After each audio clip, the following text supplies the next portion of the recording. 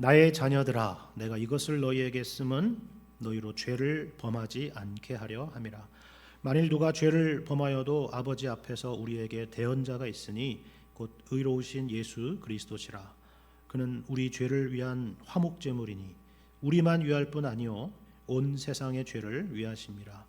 우리가 그의 계명을 지키면 이로써 우리가 그를 아는 줄로 알 것이요 그를 아노라 하고 그의 계명을 지키지 아니하는 자는 거짓말하는 자요 진리가 그 속에 있지 아니하되 누구든지 그의 말씀을 지키는 자는 하나님의 사랑이 참으로 그 속에서 온전하게 되었나니 이로써 우리가 그의 안에 있는 줄을 아노라. 그의 안에 산다고 하는 자는 그가 행하시는 대로 자기도 행할지니라. 아멘. 우리 함께 읽은 오늘 본문의 말씀은 요한 1서 말씀인데요. 그 이름 그대로 사도 요한이 기록한 서신입니다. 사도 요한은 우리가 알다시피 예수님의 12제자 중에 한 사람이었죠. 그리고 요한복음과 요한계시록과 더불어서 오늘 본문 요한일서를 포함해서 요한 서신들을 썼던 사람입니다. 그런데 특별히 사도 요한이 다른 사도들과 다른 특징이 하나 있다 그러면은 아마도 다른 사도들에 비해서 가장 오랫동안 살았던 사도가 아니겠나 이런 생각을 하게 됩니다. 학자들은 이 요한일서 말씀이 기록된 시기가 대략 1세기 말쯤일 거라 이렇게 추측을 하고 있습니다. 그러니까 이 요한이 이 서신을 기록할 때 즈음에 요한은 노년의 시기였다라는 것을 우리가 알 수가 있는 거죠. 오늘 우리가 본문 1절에서도 그것을 우리가 엿볼 수 있지 않습니까? 지금 이 편지의 수신자들을 가리켜서 뭐라고 부르고 있느냐면 나의 자녀들아 이렇게 부르고 있습니다. 아무나 이런 식으로 부를 수는 없겠죠. 아무리 사도라는 영적인 권위를 갖고 있는 사람이라고 할지라도 이런 식으로 쉽게 부르기는 어려울 겁니다. 그만큼 이 서신이 사도 요한이 노년에 썼던 서신이라는 것을 우리는 추측해 볼 수 있는 그런 대목입니다. 물론 제가 이 말씀을 드리는 것은 사도 요한은 참 그렇게 오래 살았구나라는 것을 말씀드리려는 것은 아닙니다. 제가 이 1세기 말에 이 서신을 기록됐다는 것을 말씀드리는 것은 사도 요한이 이처럼 이 1세기 동안 기독교 역사에 있어서 어떻게 보면 제일 중요했던 이 1세기 동안에 기독교 신앙의 이처럼 다양한 모습을 경험한 사람이 또 없었으리라 하는 그런 의미입니다.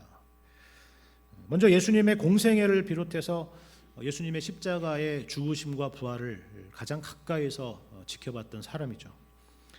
오순절 성령 강림과 더불어서 유대인들만이 아니라 이방인들까지도 수많은 사람들이 복음으로 변화되는 그런 놀라운 일들을 경험하기도 했습니다. 교회의 영광의 시대를 경험한 사람이죠. 하지만 그것이 전부는 아니었습니다. 말씀드린 것처럼 사도 요한이 썼던 계시록 말씀을 한번 생각을 해보십시오. 교회는 그처럼 핍박의 시기를 지나고 있었습니다. 처음에는 동족이었던 유대인들의 핍박을 겪었다면 이제는 로마 제국의 핍박을 온몸으로 견뎌야만 하는 그런 시대가 되었던 것이죠. 그런데 이와 같은 이런 외부적인 위협이나 공격이나 위기 말고도 교회 안에서도 또한 여러 가지 위기들을 만나고 있었는데요. 이처럼 거세져가는 핍박 앞에서 장사가 없겠죠. 하나 둘씩 여러 이유로 교회 공동체를 떠나게 되는 그런 사람들이 생기게 되었습니다. 심하게는 그저 핍박이 힘들어서 떠나는 정도가 아니라 기독교 신앙 자체에 등을 돌리는 그런 적극적인 배교자들까지도 나타났다라는 것을 우리는 알 수가 있습니다. 그것을 보여주는 구절이 요한일서에도 등장하는데 본문 2장 18절과 19절을 한번 보십시오. 이런 상황이었다는 걸 알 수가 있는 거죠. 제가 읽겠습니다. 아이들아, 지금은 마지막 때라. 적그리스도가 오리라는 말을 너희가 들은 것과 같이 지금도 많은 적그리스도가 일어났으니 그러므로 우리가 마지막 때인 줄 아노라. 그들이 우리에게서 나갔으나 우리에게 속하지 아니하였나니 만일 우리에게 속하였더라면 우리와 함께 거하였으려니와 그들이 나간 것은 다 우리에게 속하지 아니함을 나타내려 함이니라. 이렇게 말하고 있습니다. 어떤 상황이었는지 대충 감이 오시지 않습니까? 그렇죠? 교회는 지금 그런 위기를 만나고 있었다라는 것입니다. 뿐만 아니라 교회 안에서 성도들을 자극하는 거짓 가르침도 난무하고 있었는데요. 요한 1서 말씀 가운데서 볼 수 있는 그 당시에 가장 큰 거짓된 가르침은 무엇이었느냐면 예수님께서 그리스도이심을 부인하는 그런 내용이었습니다. 쉽게 말하자면 우리 예수님께서 육체로 이 땅에 오신 것을 부인하는 자들이 있었다라는 것입니다. 이처럼 기독교 신앙의 핵심이 위협받는 일이 있었다라는 것입니다. 그렇다면 어떻게 이와 같은 일이 있게 되었을까요? 아마도 여러분은 이 시대에 교회에 영지주의라고 하는 그런 사상이 영향을 미치고 있었다는 사실을 한두 번쯤은 들어보셨으리라 생각이 됩니다. 영지주의라는 게 뭐냐면 그 이름과 같은데요. 쉽게 말해서 영지입니다. 영지, 영을 안다, 그런 의미입니다. 영이라고 하는 것은 보이지 않는 것이죠. 그렇죠? 그러니까 사실 영을 안다라고 하는 것은 뭔가 객관적으로 검증할 수가 없는 것입니다. 근데 자기는 그것을 잘 알고 있다 그러니까 그걸로 뭔가 자기가 남달리 다른 사람보다 대단하다라고 하는 것을 자랑하고 그러지 않았겠습니까? 그런 사람들이 교회에 하나 둘씩 생기게 된 것이죠. 이런 사람들은 뭘 봤다거나 무슨 대단한 체험을 했다고들 하는데 그 내용이라는 것이 성경을 이야기하는 것 같으면서도 아닌 아주 묘한 이야기들을 하는 것입니다. 그런데 그것으로 뭔가 자기가 하나님의 특별한 사랑을 받고 있는 사람인 것처럼 혹은 대단한 그런 신앙의 수준의 경지에 있는 사람인 것처럼 행세를 하죠. 성도들을 바라볼 때 위에서 아래로 내려다보는 그런 사람들이 있었습니다. 어디나 어느 시대나 있었고요. 고린도 교회도 있었습니다. 지금 사도 요한이 편지를 쓰고 있는 아시아의 교회들에도 마찬가지였습니다. 오늘날에도 교회 안에 그와 같은 모습은 언제든지 나타날 수가 있습니다. 그러니까 우리는 항상 조심해야 되는 것입니다.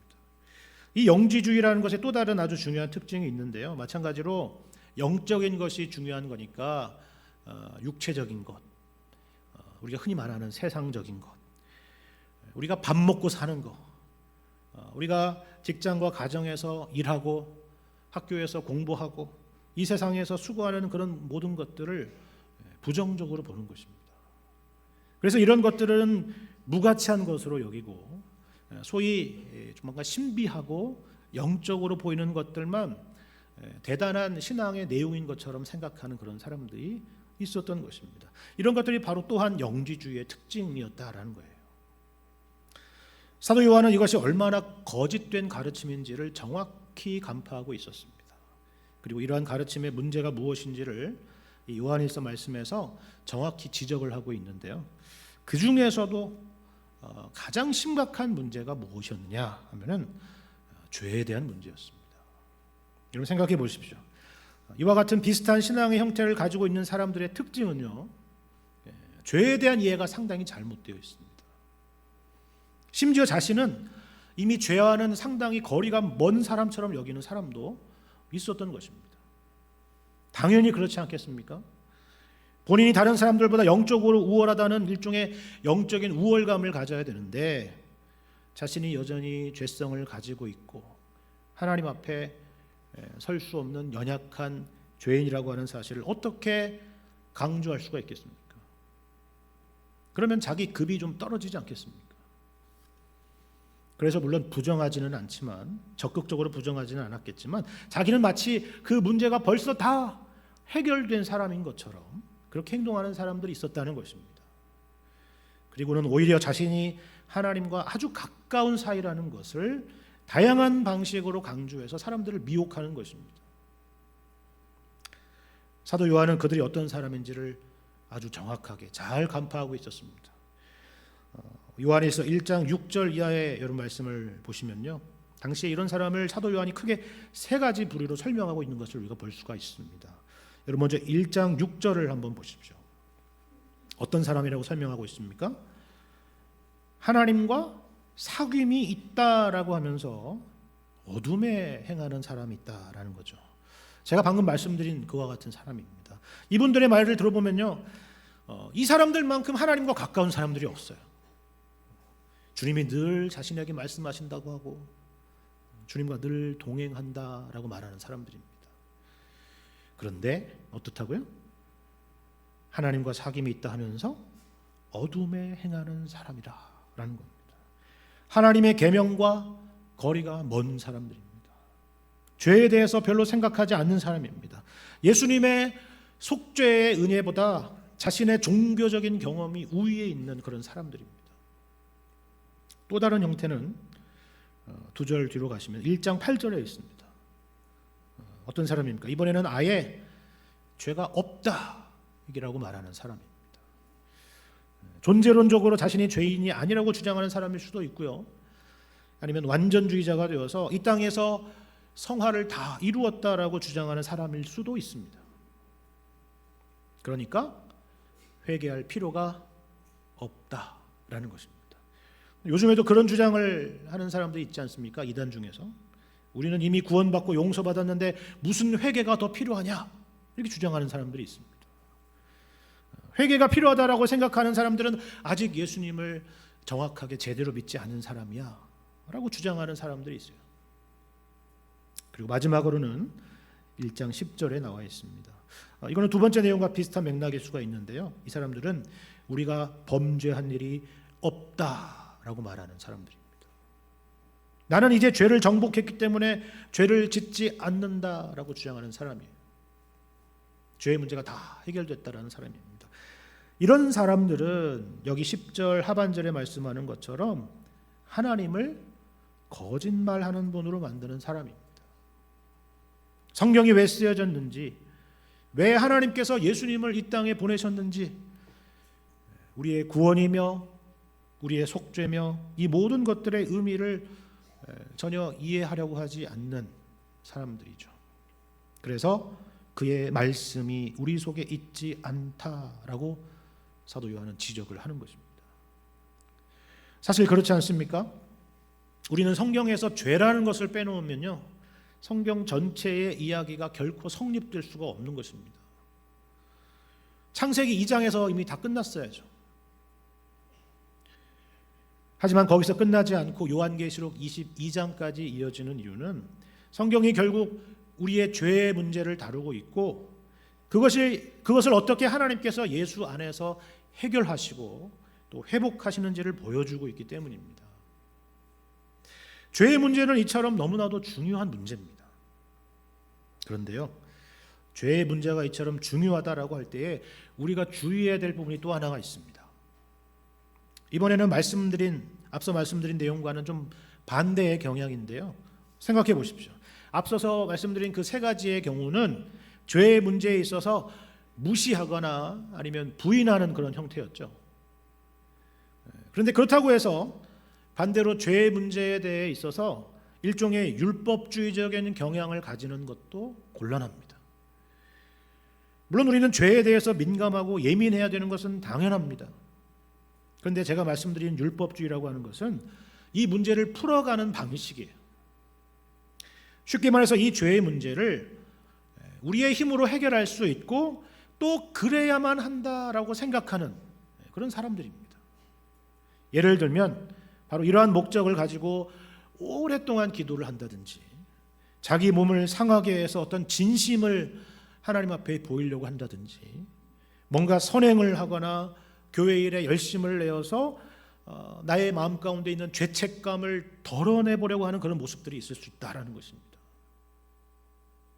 그런데 이러한 방향도 마찬가지로 죄를 대하는 우리의 접근에 있어서 역시나 잘못된 방향이다라는 거예요. 왜 그럴까요? 이 두 가지 방향 모두 죄에 대한 잘못된 이해를 바탕에 두고 있기 때문에 그렇습니다. 성경에서 죄를 말할 때는 기본적으로 항상 하나님과의 관계에 대한 것입니다. 하나님을 떠난 것이 죄고 하나님과 무관한 삶을 사는 것이 죄입니다. 그러니까 반대로 죄에 대한 용서와 회복은 이 깨어진 관계가 회복되는 것입니다. 우리는 이것을 구원이라고 말하고 복음이라고 말하죠. 그래서 여러분 이것을 이 사도 요한은 1장 3절의 말씀을 보시면 이것을 어떻게 설명하는지를 한번 잘 보시기를 바랍니다.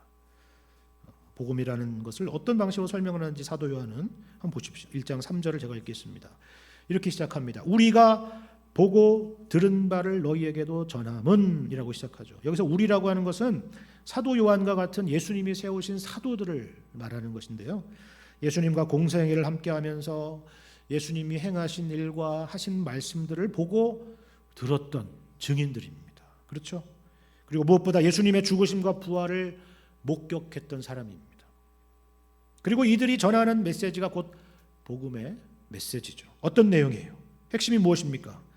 우리가 보고 들은 바를 너에게도 전함은 너희로 우리와 사귐이 있게 하려 함이라.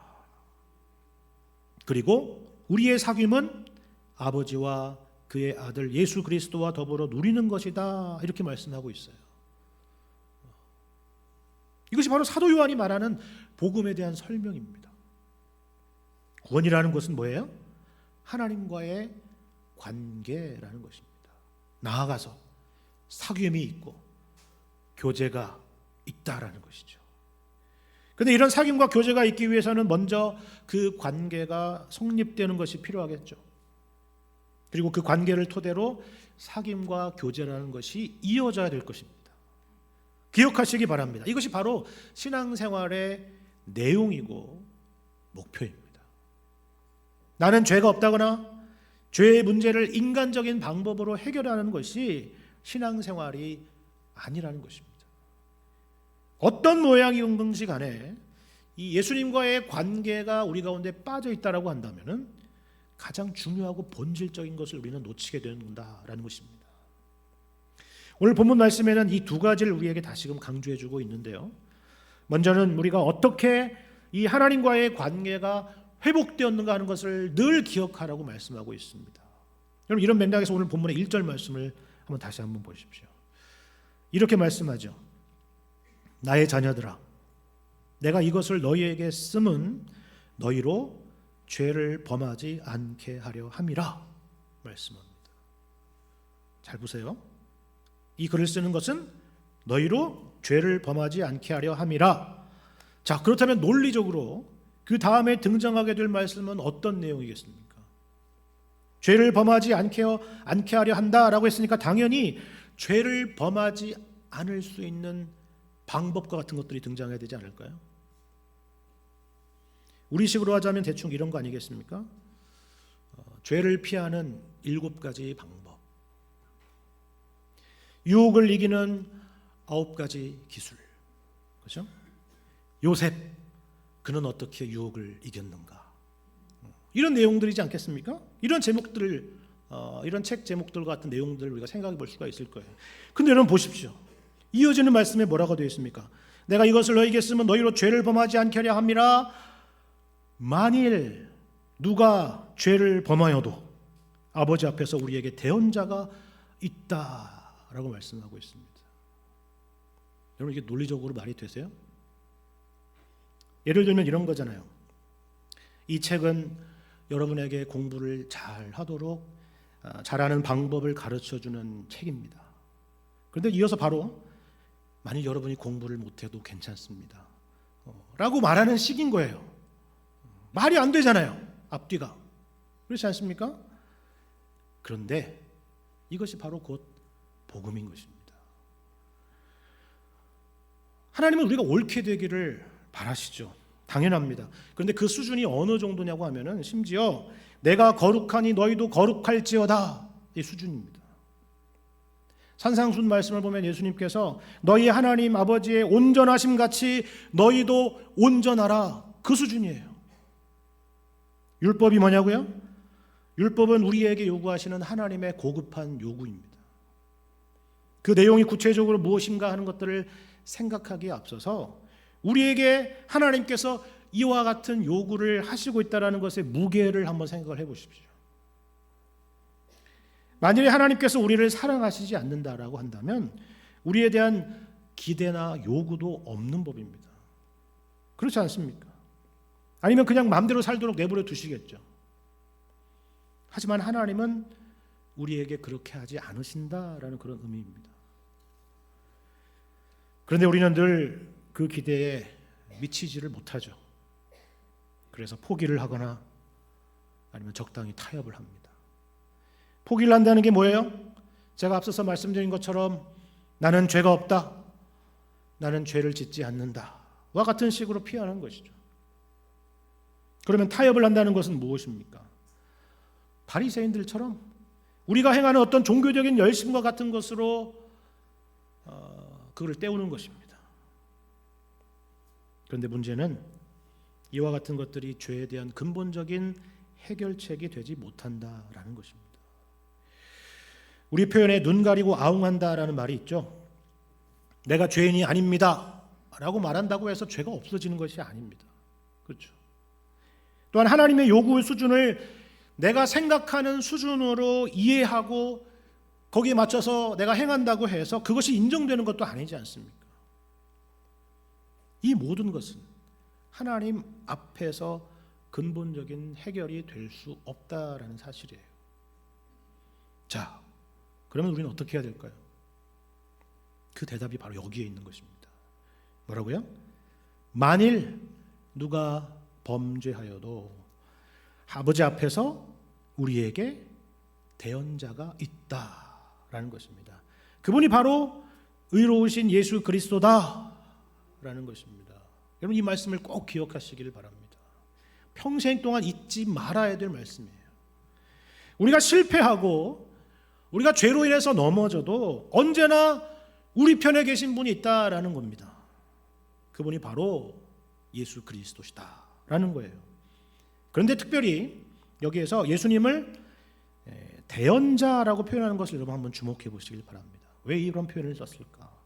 여러분 성경에 이 대언자에 보면은 거기에 각주 같은 게 하나 있지 않습니까? 그래서 그 여러분 성경 밑에 하단을 보시면은 또는 보혜사라고 되어 있는 것을 보실 수가 있을 텐데요. 그렇죠? 예수님이 우리의 대언자이시고 보혜사다라는 의미입니다. 이 보혜사라는 단어는 헬라어로 파라클레토스라는 단어입니다. 문자적으로는 도움을 베풀기 위해서 우리 곁에 부름을 받은 자라는 그런 의미를 갖고 있습니다. 그래서 성경에는 위로자, 중보자, 돕는 자, 상담자와 같은 그런 의미로 표현되는 그런 내용입니다. 그런 단어의 뜻입니다. 그런데 이 단어가 당시 헬라 문화권에서는 또 어떤 의미를 갖고 있었느냐 하면은 변호사라는 의미도 갖고 있었습니다. 변호사. 자, 특별히 여기 1절에서 우리에게 대언자가 있다라는 거 바로 앞에 뭐가 있어요? 아버지 앞에서라는 게 있잖아요. 그렇죠? 예. 아버지 앞에서 대언자가 있다라고 하는 표현을 봤을 때 이런 변호사라는 의미로 또 이 의미를 사용하지 않았을까라는 생각도 해보게 된다라는 것입니다. 여러분 변호사라는 의미를 한번 생각해 보세요.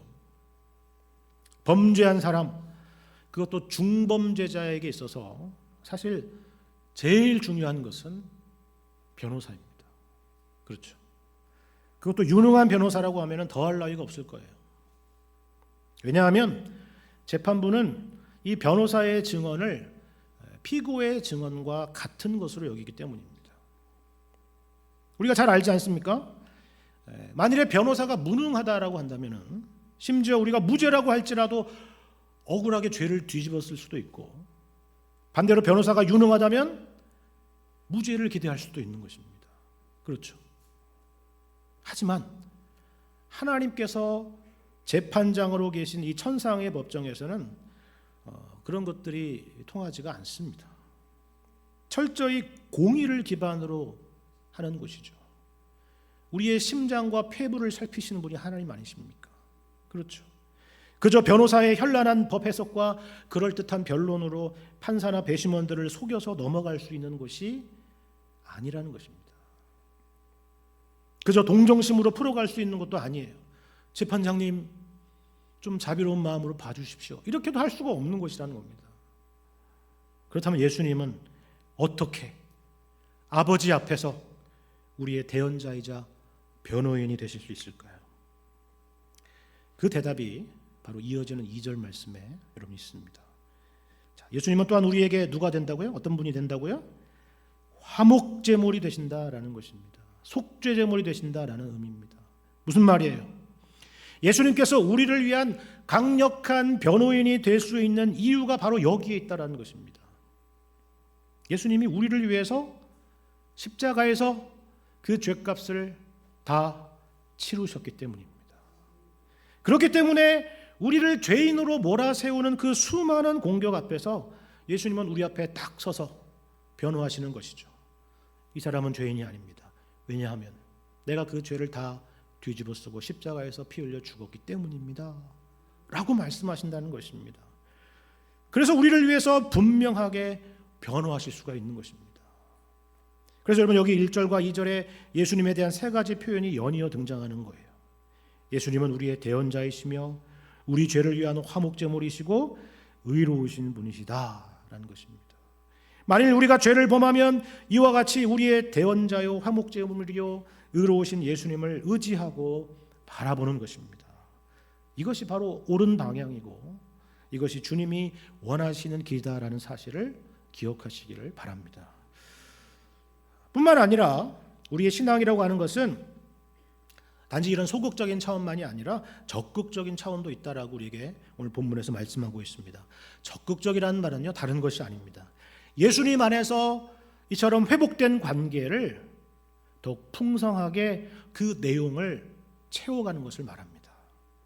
사귐과 교제가 깊어가는 것입니다. 이어지는 3절 이하의 말씀을 한번 보시길 바랍니다. 제가 읽어드리겠습니다. 이와 같은 거예요. 우리가 그의 계명을 지키면 이로써 우리가 그를 아는 줄로 알 것이요 그를 아노라 하고 그의 계명을 지키지 아니하는 자는 거짓말하는 자요 진리가 그 속에 있지 아니하되 누구든지 그의 말씀을 지키는 자는 하나님의 사랑이 참으로 그 속에서 온전하게 되었나니 이로써 우리가 그의 안에 있는 줄을 아노라. 그의 안에 산다고 하는 자는 그가 행하시는 대로 자기도 행할지니라. 이렇게 말씀합니다. 여러분 잘 보세요. 여기 3절에서 계명을 지키면 이로써 우리가 구원을 얻으리라 라고 말하지 않았습니다. 율법주의가 아니에요. 그렇죠? 뭐라고 되어 있습니까? 계명을 지키면 이로써 우리가 그를 아는 줄로 알 것이라 라는 것입니다.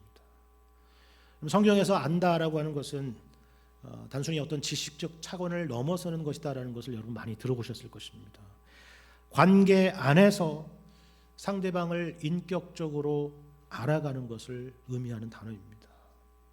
그래서 심지어 5절에는 뭐라고 그래요? 누구든지 그의 말씀을 지키는 자는 하나님의 사랑이 참으로 그 속에서 온전하게 되었다라고 말씀하는 것이에요. 우리가 성경을 보면요, 구원에 대한 참으로 다양한 은유가 있습니다. 그 중에서 우리가 가장 잘 아는 것은 방금 앞서 살펴본 것처럼 법정의 이미지죠. 유죄냐, 무죄냐, 어떻게 우리가 하나님의 심판대 앞에서 과연 의롭다함을 받을 수가 있겠느냐라는 것입니다. 그런데 여러분 성경을 보시면 우리의 구원에 대해서 설명하는 내용들이 이런 내용에만 국한된 것이 아니라는 것을 여러분 많이 보실 것입니다. 우리가 대표적으로 지난 주일에 한 사람에 대한 말씀을 함께 나눴죠. 그렇죠. 우리는 예수님 안에서 이제 더 이상 한 사람 아담에게 묶이지 않고 한 사람 예수 그리스도에게 묶였다라고 말씀을 드렸습니다. 아담의 것이 우리의 것이었던 것처럼 아담의 죄와 아담의 죽음이 우리의 것이었던 것처럼 이제 예수님의 의와 생명이 우리의 것이 되었다라는 그런 말씀이었습니다. 그렇죠. 근데 이것만이 아니잖아요. 우리가 잘 아는 포도나무와 가지의 비유도 있지 않습니까? 예수님이 포도나무시고 우리는 그 나무에 붙어있는 가지입니다. 결혼의 비유도 있지 않습니까? 예수님은 우리의 신랑이시고 우리는 그의 신부입니다. 이 모든 비유들은 우리가 그리스도와 연합되었다, 묶여있다라는 그런 의미입니다. 여러분 포도나무에 붙은 가지에서 사과가 열릴 리는 없습니다. 그렇죠. 결혼이라고 하는 것은 부부가 서로 하나가 되는 것입니다. 이 모든 비유들은 사실 우리가 오늘 본문의 말씀에서 본 것처럼 두 가지의 의미가 다 담겨 있죠. 하나는 그 관계의 출발점, 시작이 있고 또 하나는 그 관계를 채워나가는 사귐이 있다라는 사실입니다. 주님의 것을 나의 것으로 삼아가는 내용이 있다라는 것이에요. 오늘 본문에서 계명을 지키고 말씀을 지키라, 그가 행하시는 대로 너희도 행하라 라고 말씀하시는 이유가 바로 다 여기에 있는 것입니다. 그리고 동시에 여러분, 이 말씀에는요, 시간이라고 하는 것이 숨겨져 있습니다. 시간. 우리가 결혼식을 마치고 혼인신고를 하면 분명히 법적으로 완전한 부부의 관계이지만 그 내용이라고 하는 것은 살면서 평생 동안 채워가야 되지 않습니까? 마찬가지로 우리가 예수 안에서 하나님의 자녀인 것은 분명하지만 그 내용은 이 땅에 살아가는 평생 동안 우리 주님이 우리를 부르시는 그날까지 채워가야 한다라는 것입니다. 그러면 무엇으로 채웁니까? 하나님의 말씀에 대한 순종으로 채웁니다. 하나님이 기뻐하시는 삶으로 채워가는 것입니다. 우리 주님을 닮아가는 모습으로 채워가는 것입니다. 이것이 바로 신앙의 내용이고 목표인 것입니다. 물론 우리는 늘 성공하지 못할 겁니다. 비바람도 칠 것이고요. 때로는 우리의 구원의 뿌리마저 송두리째 흔들리는 것 같은 경험을 할지도 모릅니다. 하지만 이 믿음의 길은 결단코 실패할 수가 없습니다. 왜냐하면 바로 예수님께서 언제나 우리의 대언자이시며 보혜사이시며 변호인이 되시기 때문에 그렇습니다. 여러분, 로마서 8장의 말씀을 보시면 예수님께서 하나님 앞에서 하시는 또 하나의 아주 중요한 일이 있다라고 우리에게 가르쳐주고 있습니다. 우리를 위해서, 우리 편에서 하나님 앞에서 행하시는 중요한 일이 있다라고 우리에게 가르쳐 주십니다. 그게 뭐냐면 하나님 우편에서 우리를 위하여 간구하시는 일입니다. 그리고 또 다른 보혜사이신 성령께서는 우리 연약함을 도우시고 말할 수 없는 탄식으로 우리를 위해서 간구하신다라고 또 말씀하고 있습니다. 다른 사람도 아니고 우리 주님의 기도가 실패하는 법이 있겠습니까? 없죠. 절대로 그런 일은 없습니다. 오늘 이 예배의 자리에 나오신 여러분이 바로 그 증거 아닙니까? 우리와 같이 못난 죄인이 이 예배의 자리, 하나님 앞에 나오는 이 자리에 있다라고 하는 것이 바로 우리 주님의 기도의 응답인 것입니다. 우리가 받은 구원이 결단코 실패할 수 없다라는 사실을 기억하시기를 바랍니다. 이 은혜가 우리 가운데 늘 있다는 사실을 여러분 기억하시고 이 땅 살아가는 동안 주님 바라보시며 주님 말씀에 순종함으로 주님과 깊은 교제와 사귐과 동행함이 있는 저와 여러분의 복된 믿음의 길 되시기를 주님의 이름으로 간절히 축원합니다.